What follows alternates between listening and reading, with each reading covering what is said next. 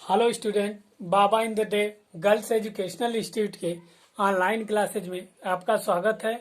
आज हम DElEd fourth semester में शैक्षिक प्रबंधन और शैक्षिक प्रशासन विषय के अंतर्गत शिक्षक अभिभावक संघ के बारे में पढ़ेंगे। तो आइए जानते हैं। देखिए, शिक्षक अभिभावक संघ यानी इसका जो शॉर्टकट नेम है TPA, अर्थात इसका जो नाम है टीचर पेरेंट्स एसोसिएशन। एग्जाम में पूछ देता है कि टीपीए का पूरा नाम क्या है, तो टीचर पेरेंट्स एसोसिएशन, शिक्षक अभिभावक संघ। देखिए, शिक्षा की गुणवत्ता को बनाने में अभिभावकों और शिक्षकों की महत्वपूर्ण भूमिका होती है।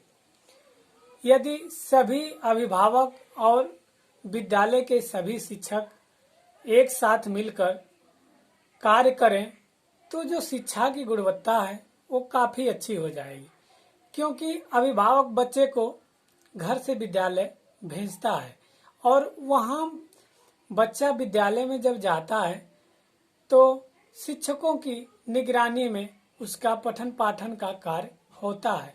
फिर बालक पुनः घर आता है, तो अगर अभिभावक अपने बच्चे के प्रति थोड़ा सा सचेत है और थोड़ा सा ये जानने की कोशिश करेगा कि हमारा बच्चा विद्यालय में गया है तो वहाँ पर उसे क्या क्या चीजें बताई गई है, क्या क्या चीजें बताई गई है और गृह कार्य दिया गया है कि नहीं दिया गया है, उन बातों को और विद्यालय के दिए हुए कार्यों पर थोड़ा सा अगर ध्यान डाले अभिभावक, तो जो बालक का जो है शारीरिक मानसिक विभिन्न प्रकार के विकासों पर प्रभाव देखने को मिलता है।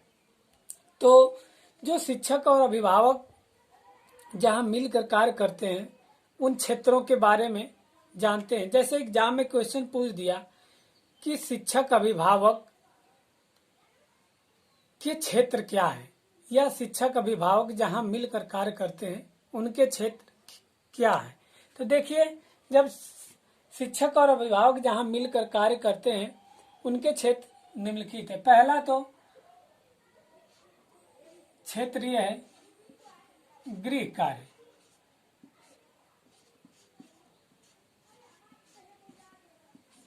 जैसे बालक विद्यालय जाता है तो वहां पे पढ़ने के बाद जो उसे गृह कार्य दिया जाता है शिक्षक द्वारा, तो इसमें ये नहीं है कि बस शिक्षक गृह कार्य दे दिया और बच्चा आराम से पूरा करके ले जाके दिखा दिया। नहीं, उसमें अभिभावकों की भी भूमिका होनी चाहिए। जहाँ पे प्रॉब्लम हो रही है बालक को थोड़ी हेल्प करे, थोड़ी मोटिवेट करे कि कहाँ उसको समस्या हो रही है।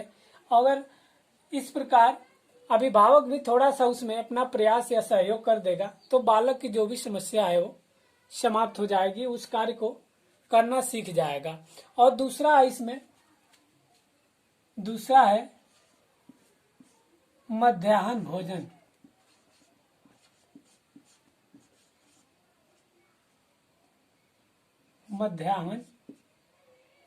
मध्याह्न भोजन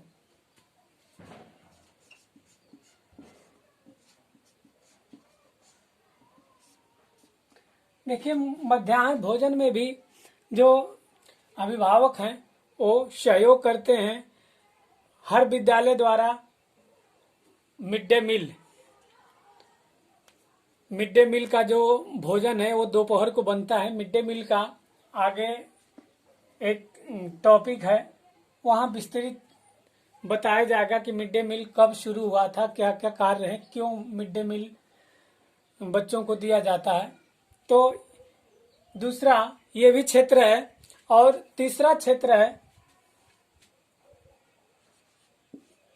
छात्र का अनुशासन। छात्र का अनुशासन देखिए, छात्र के अनुशासन में शिक्षक और अभिभावक दोनों की महत्वपूर्ण भूमिका होती है। एक शिक्षक कभी नहीं चाहेगा कि उसका बच्चा, उसका विद्यार्थी अनुशासन में न रहे और बुरी बातों को जाने, ये कोई शिक्षक नहीं चाहेगा।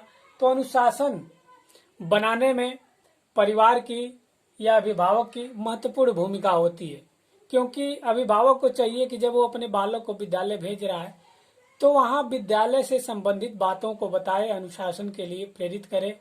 और वहाँ पे तो शिक्षक अनुशासन संबंधी बातों को तो बताएगा ही, तो अभिभावक का भी इसमें मुख्य भूमिका होती है। और चौथा इसमें है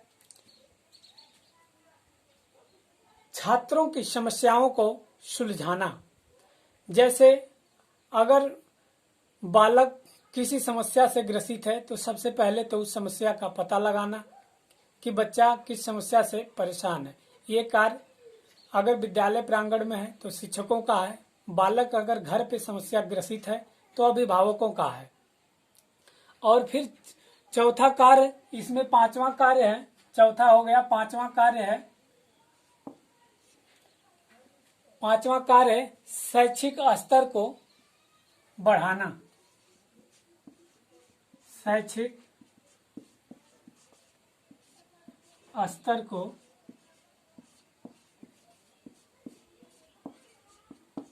बढ़ाना।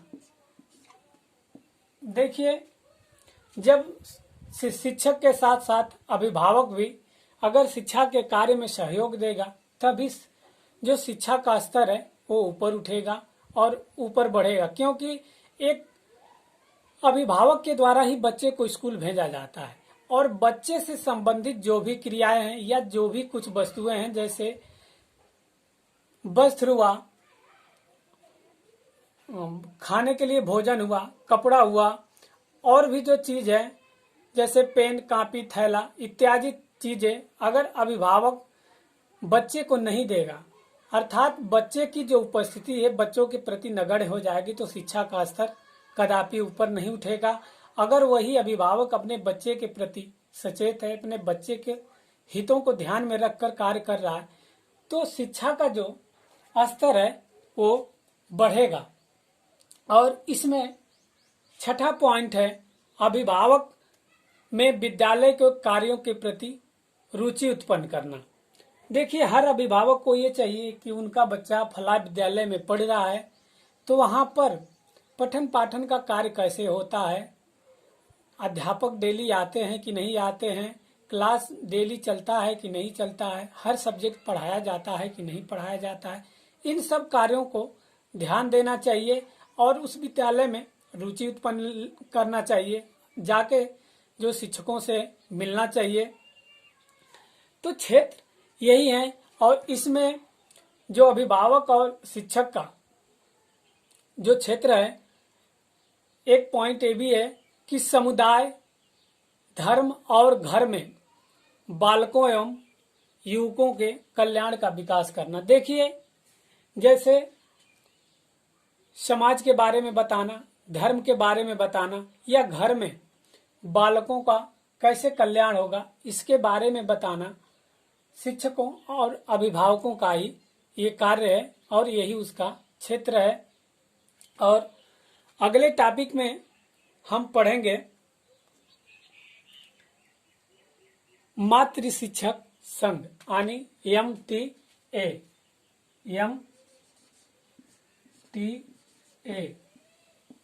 मदर टीचर एसोसिएशन, मातृ शिक्षक संघ।